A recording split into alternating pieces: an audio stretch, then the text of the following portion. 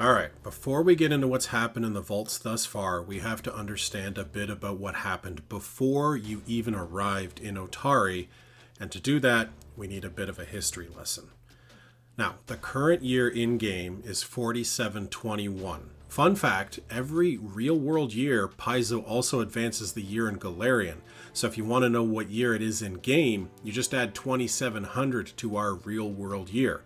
Abomination Vaults was published in 2021, so it takes place in 4721.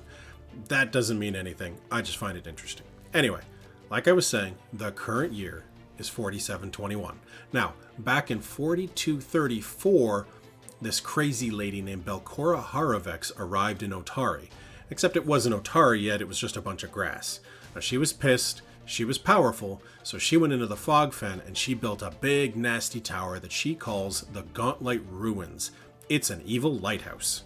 Now, some adventurers from nearby caught wind of this evil lighthouse and they said, oh no, not on our watch.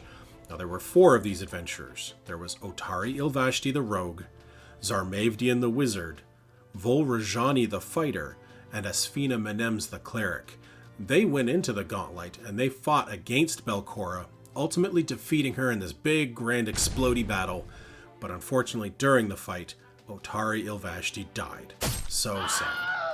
Now, some of those names might sound slightly familiar. That's because the descendants of Volrajani and Asfina Menems still live in Otari today, but we'll get to that later.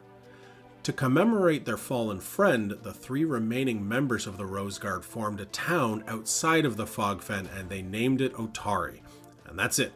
Belcora was defeated. Abomination Vaults over. However, we kind of jump to the current timeline. You all came to Otari for whatever reasons you had. When you got here, you were hired by Tamily Tandervale, who is a lady with a peg leg and a charming smile, to clear out her basement, because stairs are her nemesis.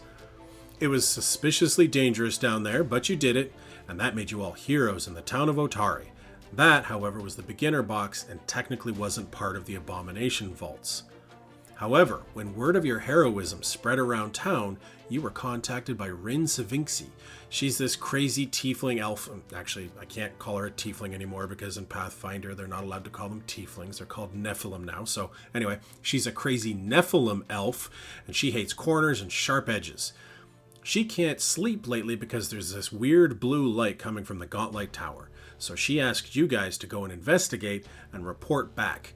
Your prize was you could keep whatever you found in those ruins when you found it, which is kind of ridiculous because technically those weren't her trinkets to offer you as a reward anyway, but whatever, you agreed, and that's because you agreed to play the Abomination Vaults. So you walked to the Fog Fen and into the Gauntlet Ruins, and that's where the true Abomination Vaults began.